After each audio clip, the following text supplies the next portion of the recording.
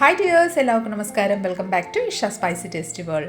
ഇന്ന് നമ്മൾ തയ്യാറാക്കുന്നത് ഗ്രീൻ പീസും കൊണ്ട് ഒരു അടിപൊളി ബജ്ജിയാണ് കേട്ടോ. വെറും ഒരു 10 മിനിറ്റ് കൊണ്ട് നമുക്ക് ഈ ഒരു ബജ്ജി തയ്യാറാക്കാം. അപ്പോൾ തീർച്ചയായിട്ടും റെസിപ്പി നിങ്ങൾക്ക് എല്ലാവർക്കും ഇഷ്ടപ്പെടുന്നതായിരിക്കും. സോ റെസിപ്പി എല്ലാവരും സ്കിപ്പ് ചെയ്ത് കണ്ടതിന് ശേഷം നിങ്ങളുടെ ഫീഡ്ബാക്ക് എന്നിൽ അറിയിക്കാൻ മറക്കല്ലേ.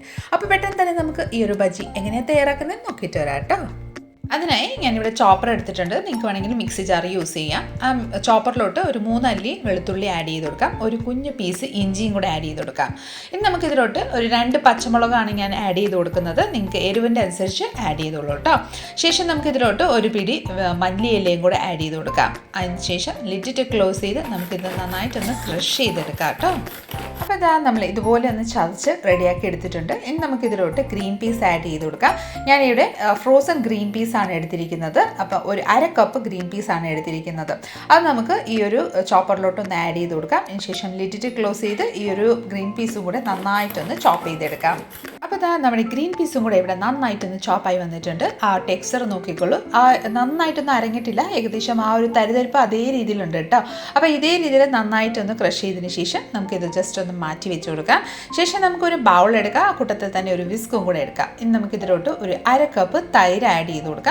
ഇനി നമുക്കിതിലോട്ട് ഒരു 1/2 ടീസ്പൂണ് ജീരകം, ഒരു 1/2 ടീസ്പൂണ് അരിമോദകം ആഡ് ചെയ്ത് കൊടുക്കാം. ഈ വക ആഡ് ചെയ്തതിന് ശേഷം നമുക്കിതിലോട്ട് ആവശ്യമനുസരിച്ച് ഉപ്പ് ആഡ് ചെയ്യാം. ഞാനിവിടെ 1 ടീസ്പൂണ് ഉപ്പ് ആഡ് ചെയ്തിട്ടുണ്ട്.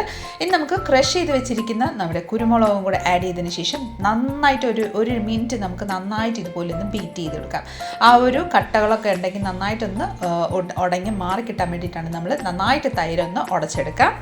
നമ്മുടെ തൈര് ഇവിടെ നന്നായിട്ട് ഉടങ്ങി കിട്ടിയിട്ടുണ്ട്. നമുക്കിതിലോട്ട് 1/4 കപ്പ് നമ്മുടെ മൈദപ്പൊടിയാണ് ചേർത്ത് കൊടുത്തേക്കുന്നത്.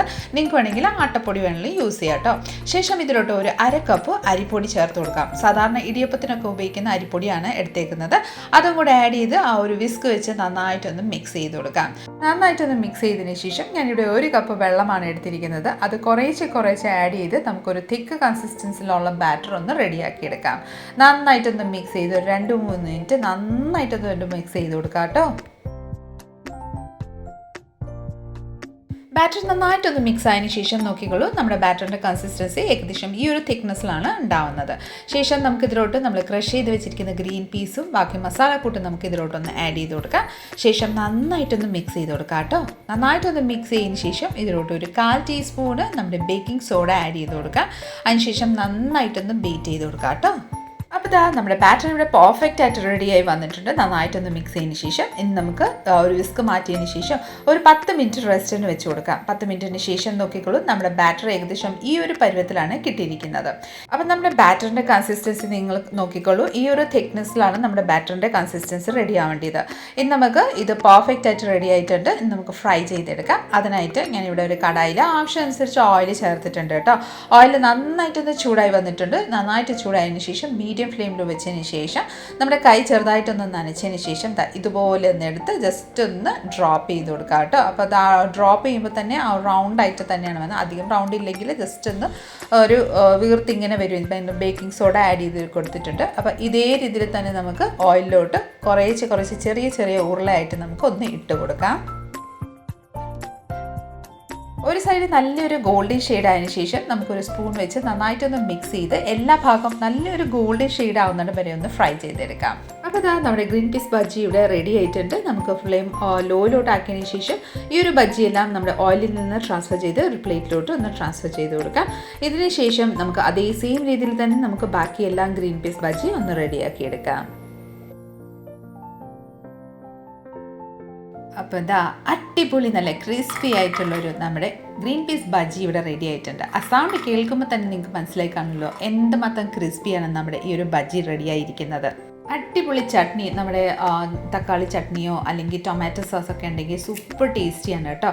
ആ ക്രിസ്പിനെസ് ഒന്ന് കേട്ട് നോക്കിക്കോളൂ. പുറമേൽ നിന്ന് നല്ല ക്രിസ്പി ആണെങ്കിൽ ഉള്ളിൽ നല്ല സോഫ്റ്റ് ആയിട്ടുള്ളൊരു ടെക്സ്ചറാണ് കേട്ടോ. അടിപൊളി സൂപ്പർ യാമി ടേസ്റ്റാണ്. മസ്റ്റ് ട്രൈ റെസിപ്പിയാണ്. തീർച്ചയായിട്ടും എല്ലാവരും ഒന്ന് ട്രൈ ചെയ്ത് നോക്കിക്കോളൂ.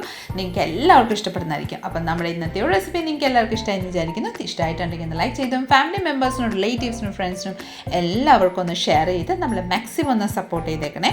കൂടാതെ ഇതുപോലെ നല്ല റെസിപ്പിക്കായി Isha spicy tasty world channel ഒന്ന് ഫോളോയും സബ്സ്ക്രൈബും കൂടെ ചെയ്ത് നമ്മളെ മാക്സിമം ഒന്ന് സപ്പോർട്ട് ചെയ്തേക്കുക. അടുത്ത നല്ലൊരു റെസിപ്പിയും കൊണ്ട് വരുന്നിടം വരെ എല്ലാവരും stay tune, be happy and keep smiling. smiling. Thank you for watching and bye bye.